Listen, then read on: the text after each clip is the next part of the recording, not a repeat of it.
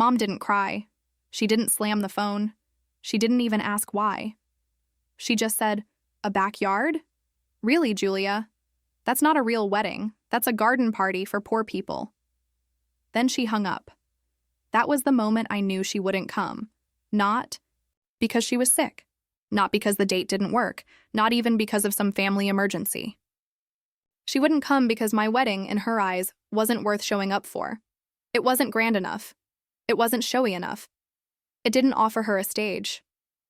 I sat frozen on our porch for what felt like hours after that call. The old wooden planks dug into the backs of my thighs while winter air cut through my thin sweatshirt. My fingers clutched the phone like it might still ring, like she might call back to say it was all a joke or that she didn't mean it. But the silence just settled. Around me, heavy and unmovable. Malik eventually came outside carrying 2 steaming mugs of tea. He didn't ask what happened. He didn't need to. He simply handed me a mug and sat beside me, letting the steam rise between us like a curtain of unspoken understanding. "She said no," I finally whispered. He nodded. "Because it's in the backyard?" I added with a small, bitter laugh. "Because it's not a grand ballroom with chandeliers, monogrammed napkins, and plated beef tenderloin with wine pairings. Because it doesn't match what she pictured when she imagined her daughter getting married." "She imagined herself in it," he said after a thoughtful pause. His words landed with perfect clarity. "It wasn't about me. It never was." Mom didn't ask about the lighting design I'd spent 6 months creating from recycled glass bottles and hundreds of tiny LED bulbs I'd wired by hand. She never asked about how we transformed our backyard into a lantern-lit grove, or how we dug and replanted wildflower beds ourselves. She didn't ask why we were limiting it to 25 guests, or what it meant to us to share vows where we built our life, not some place rented by the hour.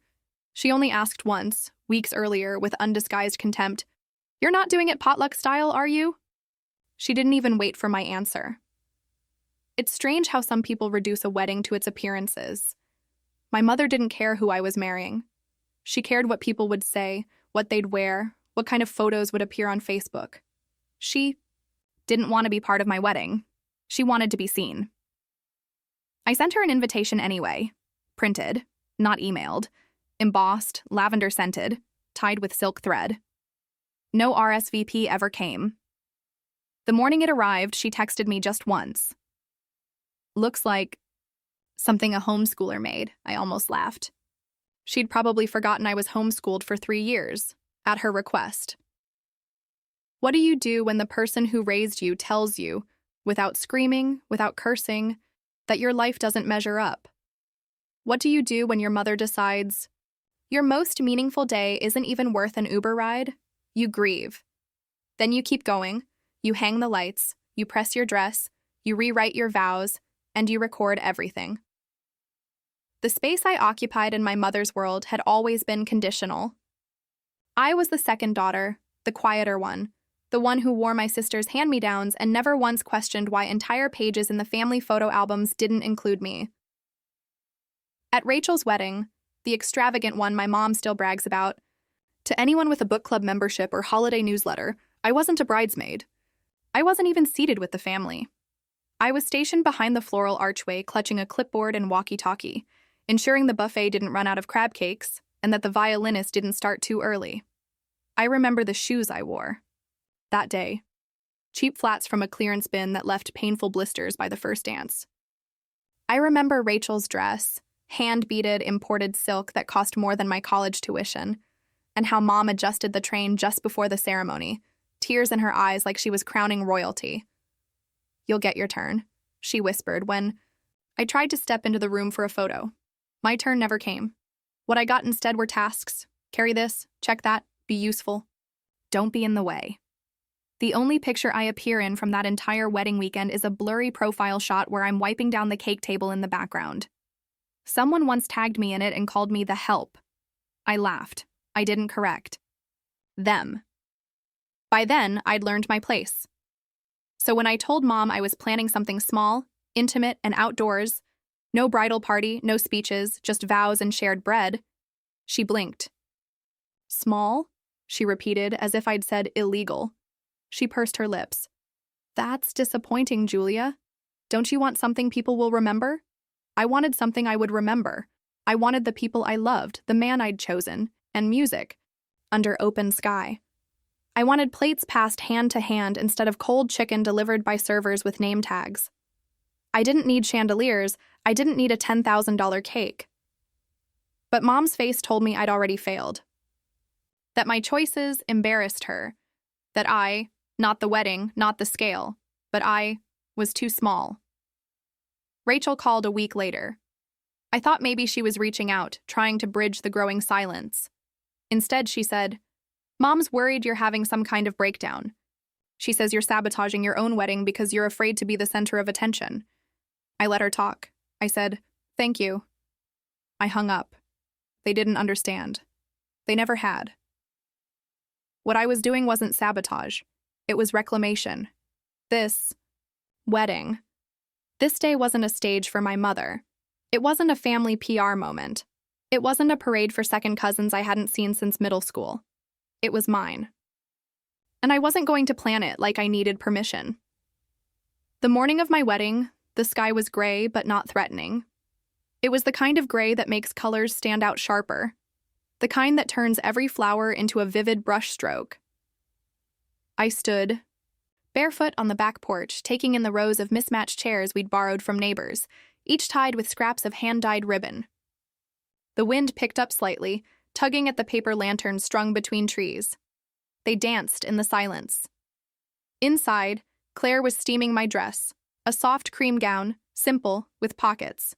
She'd sewn it herself, every seam a small act of love. Malik's cousin was setting out place cards on the long wooden table. No calligraphy, no gold embossing, just names printed on seed paper so each guest could take theirs home and plant something. I walked through the space slowly, touching each chair, each glass jar filled with herbs and field flowers. These weren't placeholders. These were decisions, intentions. Every detail had a reason, and every reason was love. No bridal suite, no makeup team, just my bathroom mirror and my hands. I twisted my hair into a loose knot and tucked 2 gardenias behind my ear. When I stepped into the dress, it felt like armor, not to defend myself, but to hold myself together. Claire caught my eye in the reflection. "You okay?" I nodded. "I think so." She came behind me, adjusted a loose strap. "You look like yourself." I've never felt more like myself. At 4:12 p.m., the ceremony began. No prelude, just birdsong, wind, and the creak of the gate as guests entered quietly, respectfully, like stepping into a memory being made in real time. Malik stood at the end of the aisle, which was just the garden path, wearing a navy suit and a crooked smile. His hands shook when he saw me. Mine did too. We didn't have an officiant. We didn't read from a script. We spoke to each other, not to the audience. I don't remember exactly what we said, but I remember what it felt like standing still for the first time in years, like being heard by someone who wasn't waiting for their turn to speak. After we kissed, everyone clapped, not politely but wholeheartedly. My favorite sound. Dinner was served from giant enamel pots, family style. No servers, no plated service, just bowls passed down the table, laughter echoing off the ivy-covered fence, someone humming along to a Van Morrison song playing through a borrowed speaker. When night fell, the lights came on, all those hours of wiring and careful placement, and the whole yard glowed as if 1,000 fireflies had taken up residence in each tree. Claire leaned over at one point and whispered, "This looks like a film set," but it didn't. It looked like home. And I knew, even as I laughed and drank and danced barefoot under those lights, that the people who were missing wouldn't see this. Not in real time, not in color, not in context. They wouldn't see the way Malik looked at me during our first dance. They wouldn't hear the heartfelt toasts from people who actually knew us. They wouldn't taste the lavender lemonade or the fig cake or smell the rosemary smoke from the grill. They'd just see pictures. And by then, it would be too late. We hadn't planned to post anything. Not right away, at least. Our friend Devin, a filmmaker, not a wedding videographer, had offered to document the day as a gift. She shot it like a memory. No wide sweeping drone shots, no slow motion veil toss. Just us as we were. Setting tables, fixing hair, holding hands under string. Lights. 2 weeks after the wedding, she sent over a short film. 90 seconds long. No narration, no captions, just music, soft and slow. It began with Malik wiping his palms on his pants before the ceremony, then cut to me tying a ribbon around a jar of wildflowers. The final shot showed us dancing barefoot on the flagstones with paper lanterns swaying above like stars pretending to be within reach. It made me cry. I watched it 3 times alone in our living room before calling Malik in. He didn't speak while it played. When it ended, he took a long breath and said, "She made it feel like something ancient." I nodded. "Do you think it's petty if I post it?" He smiled, not unkindly. Sometimes petty is just the truth finally told. So I posted it. Quietly. No hashtags.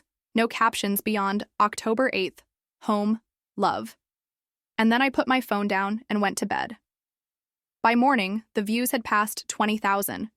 By noon, it had crossed 50,000.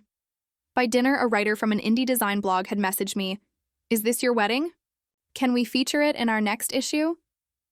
I blinked at the message, then reread it. I hadn't expected that.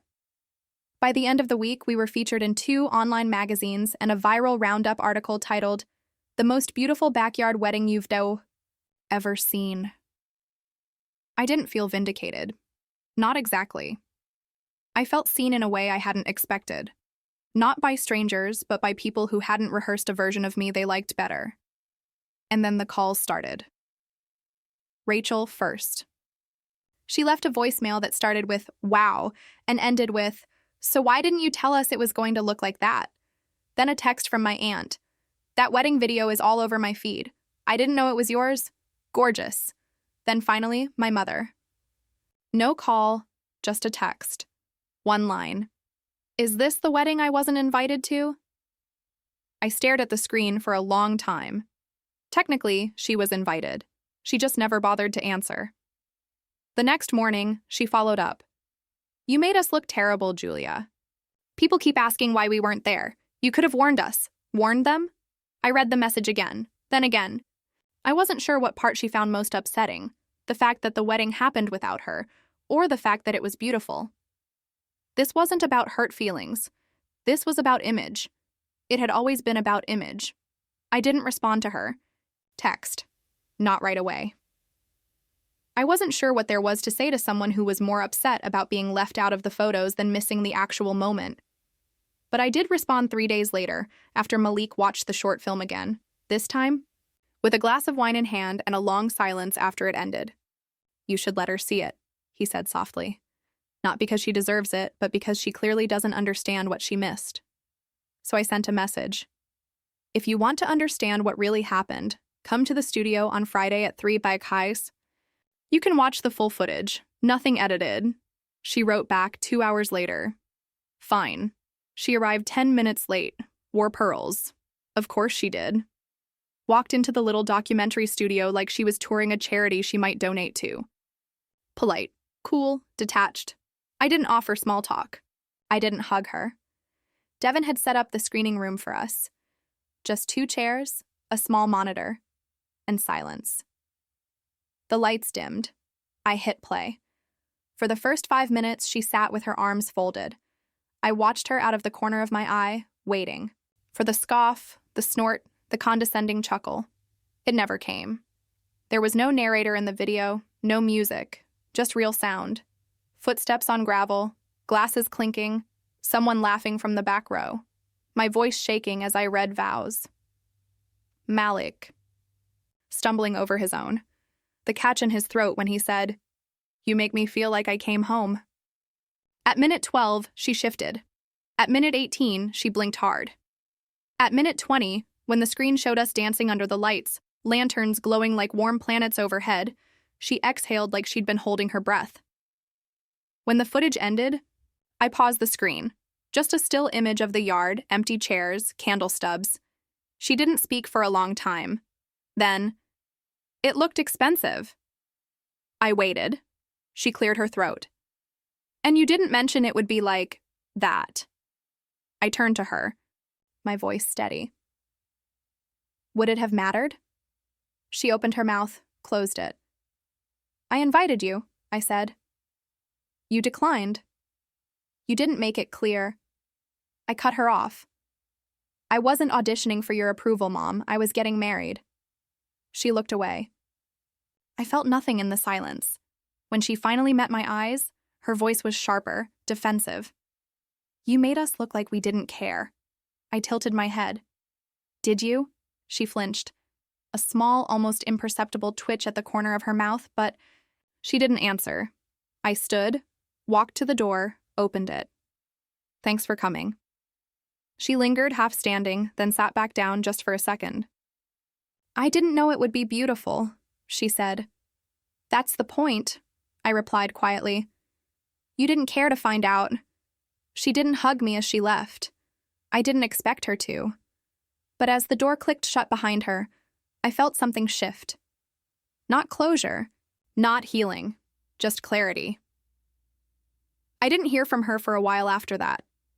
No follow-up call, no long text, no backpedaling wrapped in half-hearted apologies, just silence, which strangely felt more honest than anything else we'd exchanged in years. I didn't go to Thanksgiving, didn't get an invitation for Christmas.